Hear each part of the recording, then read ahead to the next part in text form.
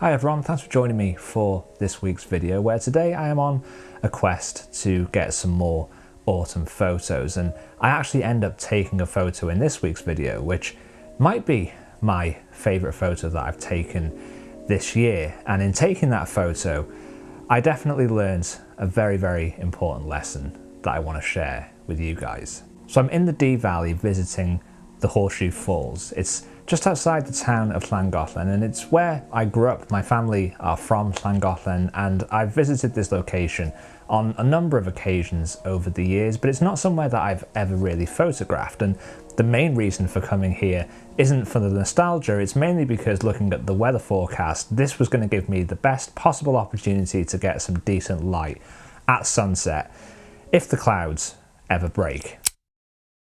I gave myself plenty of time. I'm about 2 hours before sunset, but it doesn't really look like there's any chance of the clouds breaking. The weather is pretty miserable, and that idea of miserable weather and it being miserable because of how uncomfortable it feels to be out when shooting in these types of conditions brings me on to something that I heard this week that I think is really important to share and to keep in mind. And it was from a podcast that I was listening to on landscape. They're a great channel here on YouTube, and it was a conversation with British landscape photographer Joe Cornish.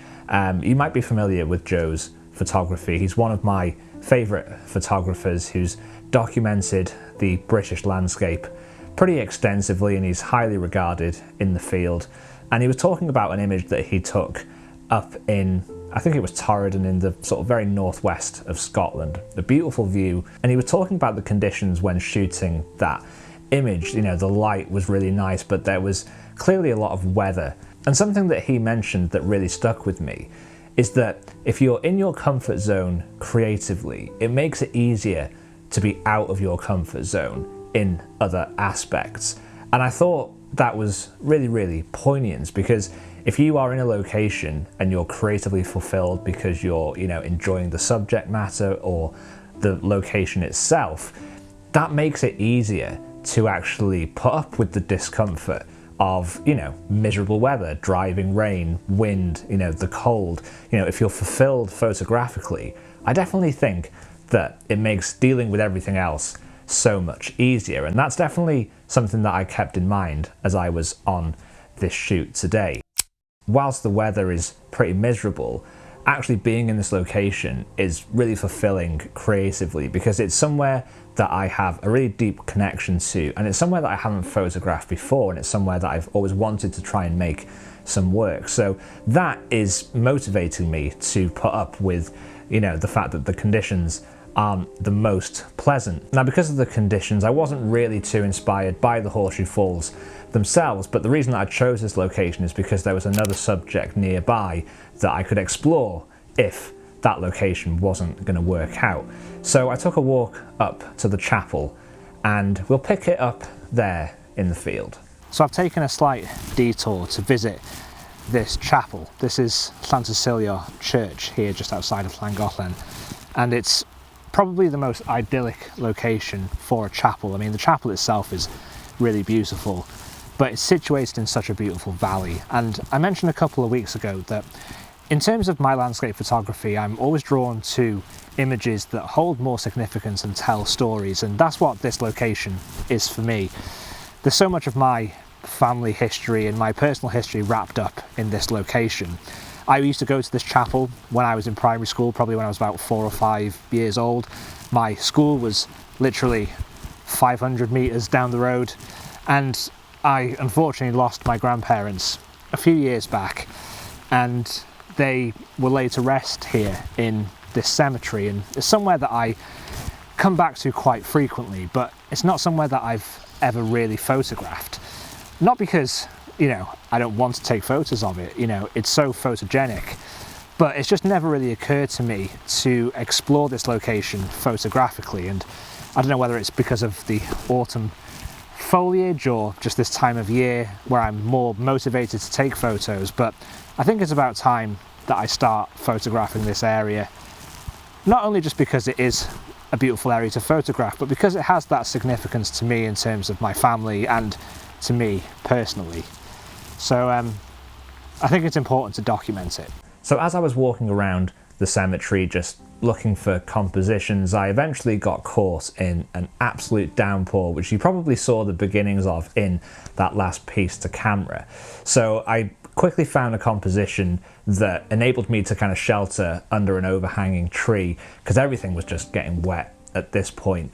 And I managed to find a composition that included everything that I wanted to be featured in the frame. So I wanted to obviously have the chapel in the image, but it was more about the sort of cemetery, the headstones, and the distant view into the Dee Valley, because it's such an idyllic spot. So compositionally, I just chose a distant tree and the most predominant headstone in the midground and used that as kind of the central line of the composition. And then I had chapel on the left and the remaining cemetery aspect of the image on the right hand side.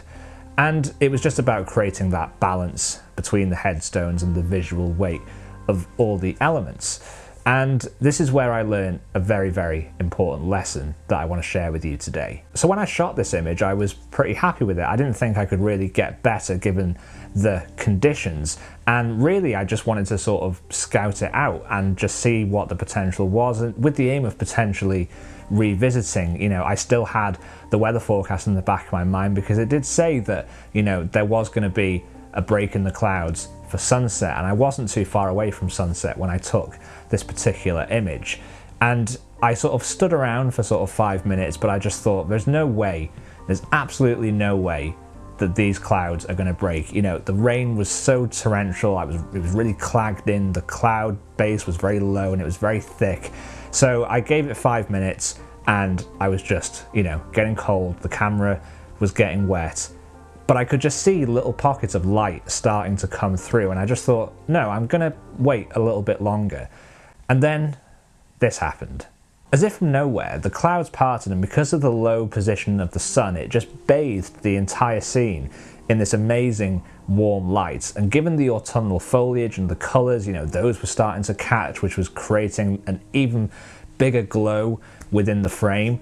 And it was just so unexpected that I immediately had to sort of frantically change the settings and try and get the exposure right.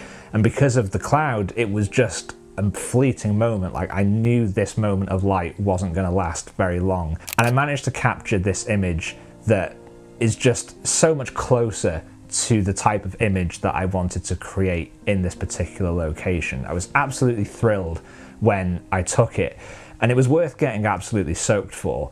You know, creatively speaking, I was definitely in my comfort zone in that moment, because I'd executed a photo that I really wanted to achieve, and you know, I captured the pre-visualization that I had. So I kind of captured the image. I was hoping that I hadn't, you know, burnt out all the highlights and there was some detail in there. So, you know, frantically thinking about getting home as quickly as possible to sort of, you know, take the photo into Lightroom and start editing it. And I took a few frames just to have a little bit of safety. And then the light disappeared. You know, within a couple of minutes, the clouds had come back in and it was gone. But thankfully I'd waited around, and that's why I think it's so important to wait around, because you just never know what's going to happen. I decided to pack up the camera and I headed back down to the Horseshoe Falls, because I thought, well, you know, if there is going to be any chance of further light, you know, I might be able to get some images down at the initial location that I wanted to shoot at. But it wasn't really happening. I did manage to take an intimate landscape photo of this leaf against the chain of one of the, I guess it's like a mooring on the side of the river. It's not a photo about the Horseshoe Falls at all, and it's not even a photo that I'm particularly excited about, but I just thought with the autumn leaf and that chain, I just thought it might be quite interesting. And, you know, the light was starting to get nice. You know, the clouds disappeared, you know, the showers passed, and I had to walk back past the cemetery to get back to the car. So I just decided at sunset to just kind of retrace my steps, knowing that there wasn't anything photographically at the Horseshoe Falls that was exciting me creatively, and I went back to the cemetery.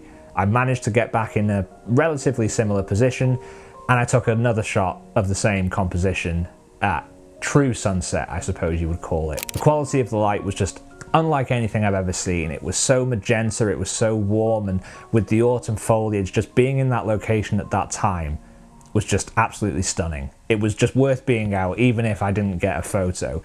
And to be honest, I didn't necessarily like the quality of the light for this particular image. It was really hard to work with because it looked so artificial. It was so warm and it was so magenta, and because of the direction of the sun, it was very hard to get any definition in the headstones and the separation between, you know, the cemetery and the church. There just wasn't very much light to deal with, but I just thought, you know, I'll take a photo just to have it as a comparison. So we've got 3 photos of the same composition, and they were all taken within, I would say, 45 minutes of each other. And I think it just really demonstrates how changeable conditions can be and how much of an impact that will make on your photos. So if you're ever out in the field and you're excited about a composition, if you're creatively enjoying what you're looking at, but the conditions aren't quite right, I think it's so important to just stick it out. You know, even if it's raining, even if it's uncomfortable, it's just that thing of getting comfortable with the uncomfortable, isn't it? I think that's so important. And you just never know. And sure, maybe 8 times out of 10, it won't materialize, but you never know. And I think whilst there's a chance, it's always worth persevering. It's just a lesson that I learned. You know, I'm not always the most patient photographer. I will admit that. There are definitely times where I am too quick to move on or disregard a location. And really this shoot has told me and shown me the importance of just slowing down and taking my time and giving the conditions and giving the weather a chance. So yeah, I hope you enjoyed these photos. I would actually love to know which one of these 3 shots you enjoy the most. I have a sneaking suspicion that I know which one it will be, but they are so widely different that I think it's worth looking at each one of them and just seeing what the strengths and weaknesses of each photo are. So I hope you found this video helpful. It's just something to think about as we enter these kind of, you know, colder winter months where the weather is not always going to be the most enjoyable to be out in. Hopefully this gives you some food for thought and some things to consider the next time you're out in the field. So if you enjoyed this video, do make sure to give it a thumbs up. And if you haven't already, do consider hitting the subscribe button so you can join me next time for another video, which will be next week. As always, guys, thanks for watching. Thank you for all the support, and I will see you next week.